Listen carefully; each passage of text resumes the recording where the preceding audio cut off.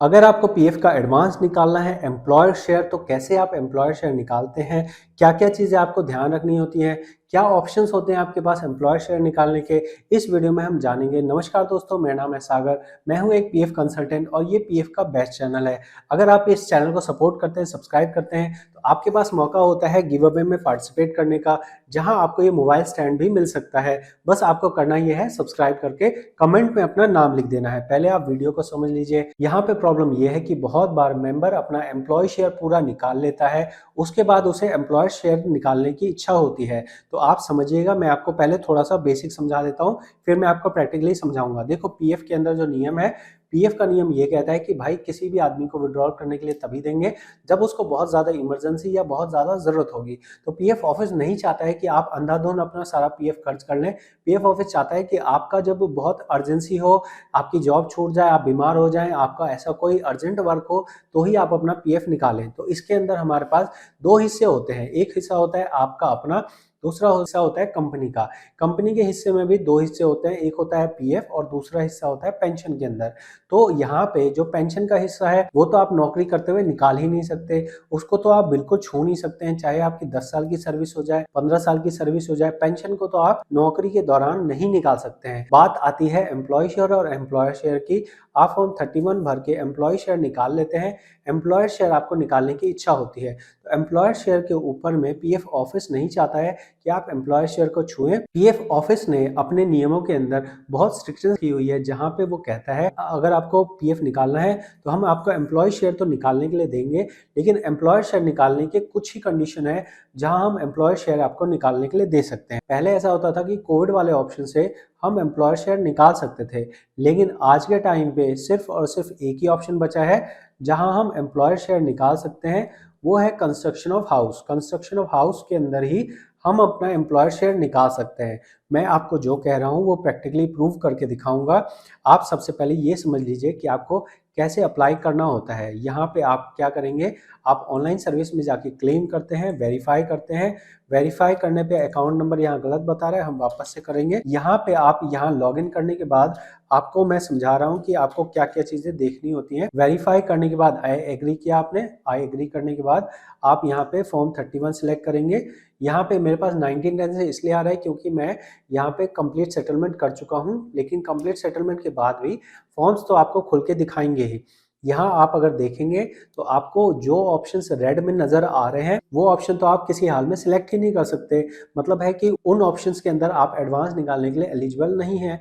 तो आपको सिर्फ उन्हीं ऑप्शंस को ध्यान देना है जो आपको व्हाइट में नजर आ रहे हैं। और यहाँ पे जो व्हाइट में नजर आ रहे हैं, यहाँ किसी भी ऑप्शन के अंदर एम्प्लॉयर शेयर निकालने का आपके पास कोई नियम नहीं है। एडवांस के लिए जो पैसा दिया जाता है उसके नियमों को पीएफ एडवांस रूल्स कहते हैं। ये एक पीडीएफ फाइल होती है। इस पीडीएफ फाइल के अंदर अगर मैं आपको यहाँ पे सर्च करके दिखाऊं, एम्प्लॉयर लिखूं, तो आपको समझ आएगा कि यहाँ पे एम्प्लॉयर वाली बात जो है यहाँ पे लिखी है कंस्ट्रक्शन ऑफ हाउस में। आप यहाँ देख सकते हैं, जब मैंने यहाँ सर्च करने के लिए लिखा है तो यहाँ पे एम्प्लॉयर शब्द जो है वो सिर्फ कंस्ट्रक्शन ऑफ हाउस के लिए ही आ रहा है। और यही मैं आपको बता रहा हूँ कि आपका एम्प्लॉयर शेयर सिर्फ आप कंस्ट्रक्शन ऑफ हाउस के लिए निकाल सकते हैं। आपको मैं प्रैक्टिकली दिखा रहा हूँ। मैं जा रहा हूँ पीएफ पासबुक के अंदर।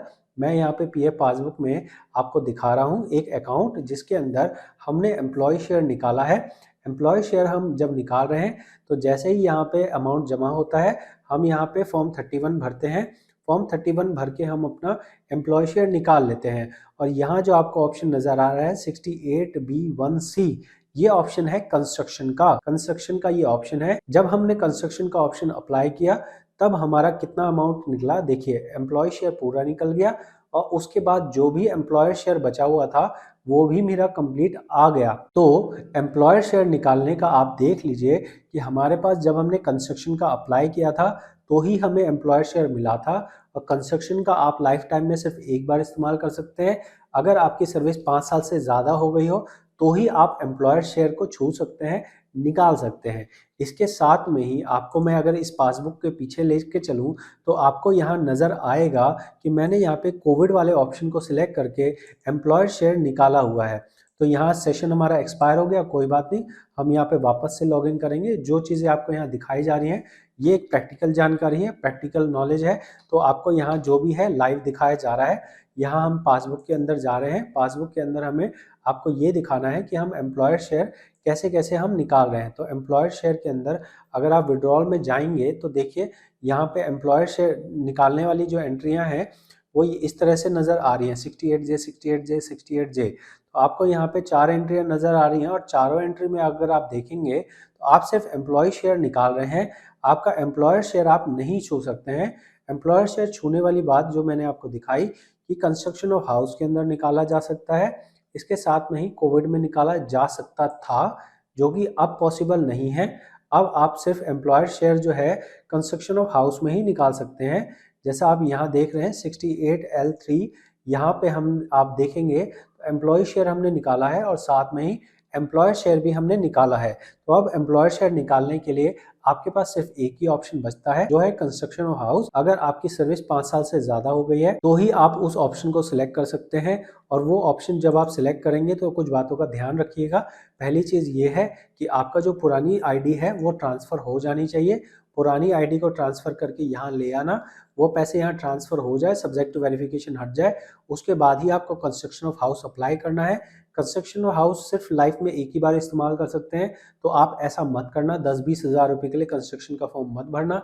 आपको तभी भरना है जब यहाँ पे मान लो एम्प्लॉय और एम्प्लॉयर शेयर ज़्यादा अमाउंट हो जाए, 50,000, 1 लाख, 2 लाख, 10 लाख, 20 लाख, 50 लाख, तो अभी आप कंस्ट्रक्शन ऑफ हाउस का ऑप्शन सेलेक्ट कीजिए। मामूली 10-20 हज़ार रुपये के लिए कंस्ट्रक्शन ऑफ हाउस को आपको ऑप्शन को वेस्ट नहीं करना है। एम्प्लॉयर शेयर अगर आपको निकालना है तो आपके पास वर्तमान में सिर्फ एक ही ऑप्शन है, जो है कंस्ट्रक्शन ऑफ हाउस। आपको अगर ऑप्शन नज़र आ रहा हो, अगर आपको लग रहा हो कि आपकी सर्विस 5 साल से ज़्यादा हो गई है, तभी आपको उस ऑप्शन के बारे में सोचना है, वरना आप सिर्फ और सिर्फ अपना एम्प्लॉय शेयर निकाल सकते हैं। आप देख सकते हैं 68J, 68J, 68J, इसका मतलब है इलनेस, इलनेस, इलनेस। तो इलनेस में आप समझ लीजिए कि आप अपना पूरा एम्प्लॉय शेयर निकाल सकते हैं। यहाँ देखो मेंबर नौकरी कर रहा है और इसने एम्प्लॉय शेयर को ज़ीरो कर दिया है।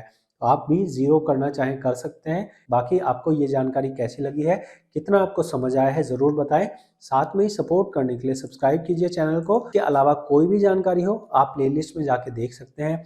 पर्सनल कंसल्टेशन, पर्सनल सुझाव चाहिए हो तो आप फीस पे करके पर्सनल कंसल्टेशन ले सकते हैं। साथ में ही सब्सक्राइब करके पार्टिसिपेट करना ना भूलें। मोबाइल स्टैंड जीतने का आपके पास मौका है। मेरे 1 लाख सब्सक्राइबर पूरे हो रहे हैं, इसलिए मैं आपको ये गिव अवे करना चाहता हूँ। मिलते हैं आपसे अगली इन्फॉर्मेटिव वीडियो में। इस वीडियो में इतना ही है। बहुत बहुत धन्यवाद।